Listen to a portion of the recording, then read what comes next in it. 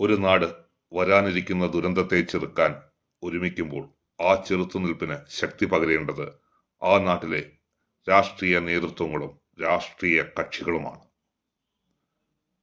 ചടയമംഗലത്തെ രാഷ്ട്രീയ കക്ഷികൾ എങ്ങനെ കോറി മാഫിയ പ്രവർത്തനങ്ങളെ കാണുന്നു എന്നുള്ളത് ചടയമംഗലം ജനതയും ഉറ്റുനോക്കുന്നു. ചിലർ നിശബ്ദരായി ഒഴിഞ്ഞു മാറി നിന്നേക്കാം. എന്നാൽ പ്രതീക്ഷ നൽകി ഒരു ജനതയ്ക്കൊപ്പം പോരാടാൻ മടിയിൽ കനമില്ലാതെ അവർ ശബ്ദിക്കുന്നു. നാടിനായി, ചടയമംഗലത്തിനായി.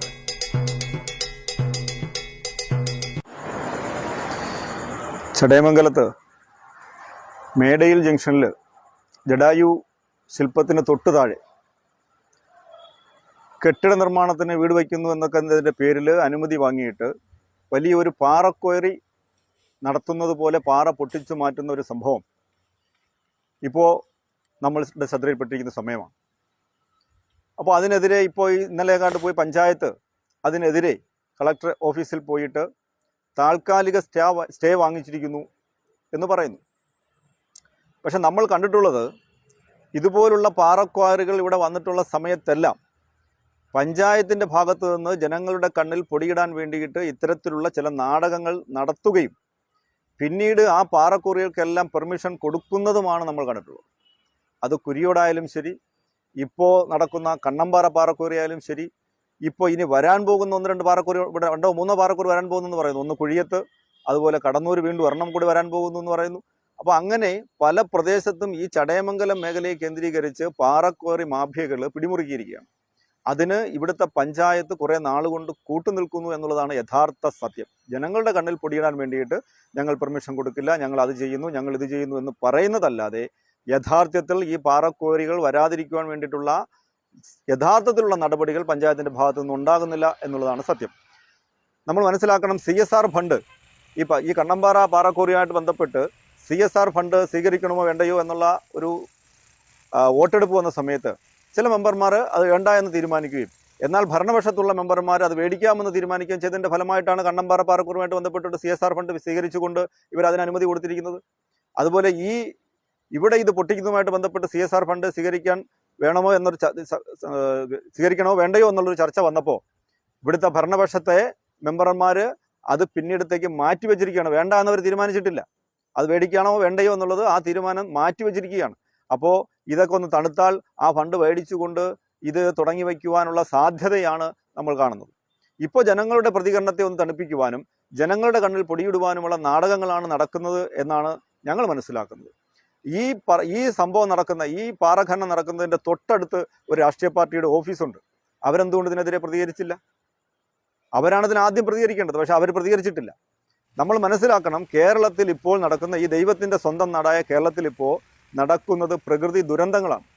ഒട്ടനവധി ദുരന്തങ്ങൾ. ഇപ്പോൾ വയനാടായാലും ശരി, അത് വെള്ളപ്പൊക്കം, എറണാകുളത്ത് പോലുള്ള സ്ഥലങ്ങളിലെ വെള്ളപ്പൊക്കമായാലും ശരി, നിരവധി ദുരന്തങ്ങൾ നടക്കുന്ന ഈ സമയത്ത് പോലും ഇത്തരത്തിലുള്ള പാറക്വാറി മാഫിയകൾക്ക് പെർമിഷൻ കൊടുക്കുന്ന ഇത്തരത്തിലുള്ള നടപടികൾ ഇവിടെ നിരന്തരം നടന്നുകൊണ്ടിരിക്കുന്നു. എന്നിട്ട് ഇവരെല്ലാം പറയുന്നു ഞങ്ങളല്ല കൊടുക്കുന്നത്, കളക്ടർ ഓഫീസ് പറയും ഞങ്ങളല്ല കൊടുക്കുന്നത്, ജിയോളജി വകുപ്പ് പറയും ഞങ്ങളാണ് കൊടുക്കുന്നത്, അവരാണ് കൊടുക്കുന്നത്, പഞ്ചായത്ത് പറയുന്നത് ഞങ്ങളറിഞ്ഞിട്ടില്ല. പക്ഷേ ഇവിടെ ഭരിക്കുവാൻ തിരഞ്ഞെടുത്തിരിക്കുന്ന ഭരണവർഗം ഇതൊന്നും അറിയുന്നില്ലെങ്കിൽ, ഈ പെർമിഷൻ കൊടുക്കുന്നത് ഈ ഭരണവർഗം അല്ല എന്നാണ് ഇവർ പറയുന്നതെങ്കിൽ പിന്നെ ആരാ ഇതിന് പെർമിഷൻ കൊടുക്കുന്നത്? ആരാണ് പിന്നെ ഇതിന് ഉത്തരവാദികൾ? ഇവരെ ഭരിക്കാൻ ജനങ്ങൾ ഏൽപ്പിച്ചത് എന്തിനു വേണ്ടിയിട്ടാണ്? ഈ നാട് സംരക്ഷിക്കാൻ വേണ്ടിയിട്ടല്ലേ, ഈ നാടിനെ രക്ഷിക്കാൻ വേണ്ടിയിട്ടല്ലേ ഇവരെ ഭരിക്കാൻ ഏൽപ്പിച്ചിരിക്കുന്നത്? അപ്പോൾ ഈ ഭരണവർഗം തന്നെ ഇതൊക്കെ കണ്ണടച്ച് ഇതൊക്കെ നാടകങ്ങൾ കാണിച്ചുകൊണ്ട് ഇതിനൊക്കെ പെർമിഷൻ കൊടുത്തുകൊണ്ട് ഈ മാഫിയകൾക്ക് കൂട്ടുനിന്നുകൊണ്ട് അവരെ കയ്യിൽ നിന്ന് നക്കാപ്പിച്ച വാങ്ങിച്ചുകൊണ്ട് ഈ നാടിനെ ഒറ്റിക്കൊടുക്കുകയാണ് എന്നിവിടുത്തെ ജനങ്ങൾ മനസ്സിലാക്കണം.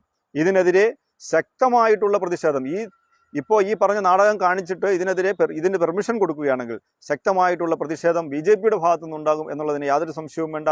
ഇത്തരത്തിലുള്ള എല്ലാ സംരംഭങ്ങൾക്കും, ഇത്തരത്തിൽ പ്രകൃതിയെ നശിപ്പിക്കുന്ന എല്ലാ സംരംഭങ്ങൾക്കും BJP എതിരാണ് എന്ന് മാത്രമാണ് എനിക്ക് പറയാനുള്ളത്. ഈ പാറഖനനം നടക്കുന്നതിൻ്റെ തൊട്ട് സമീപത്തുള്ള ജഡായു ശില്പം ടൺ കണക്കിന് ഭാരമാണ് ആ പാറയ്ക്ക് മുകളിൽ കയറ്റി വെച്ചിരിക്കുന്നത്. ലോകത്തിലെ ഏറ്റവും വലിയ പക്ഷി ശില്പമാണ്, ഈ നാടിൻ്റെ അഭിമാനമാണ്. പക്ഷെ അത്രയും വലിയ ഭാരം ഈ പാറയുടെ മുകളിൽ കയറിയിരിക്കുന്ന ഈ അവസ്ഥയിൽ ഇതിന് സമീപത്തുള്ള ഇത്തരത്തിലുള്ള പാറഖനനം, ഇതിപ്പോൾ എനിക്ക് തോന്നുന്നു ഇപ്പോൾ ഈ പൊട്ടിക്കുന്നത് ഒരു തുടക്കമാണ്. ഇതിന് പരിസരത്ത് ഇനി അനേകം പാറകൾ ഇതുപോലുള്ളതുണ്ട്.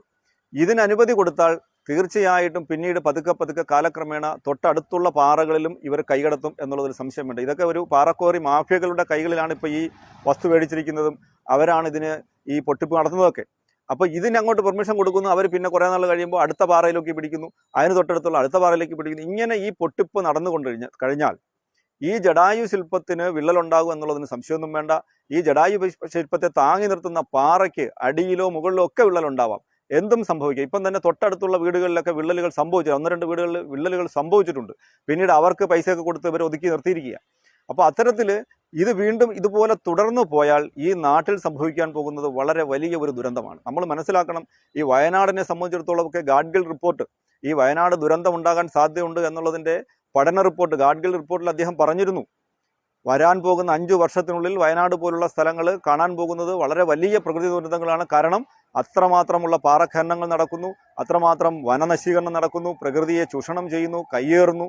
അതുകൊണ്ട് വയനാട് പോലുള്ള സ്ഥലങ്ങൾ വരാൻ പോകുന്നത് വളരെ വലിയ ദുരന്തമാണെന്ന് ഗാഡ്ഗിൽ റിപ്പോർട്ടെന്ന് പറഞ്ഞിരുന്നു. പക്ഷേ അതിനുശേഷവും ഈ റിപ്പോർട്ട് വന്നതിന് ശേഷവും ഇത്തരത്തിലുള്ള മുന്നറിയിപ്പ് കിട്ടിയതിനു ശേഷവും അവിടെ നടന്നത് മൊത്തം ഇത്തരത്തിലുള്ള പാറഖനനങ്ങളാണ്.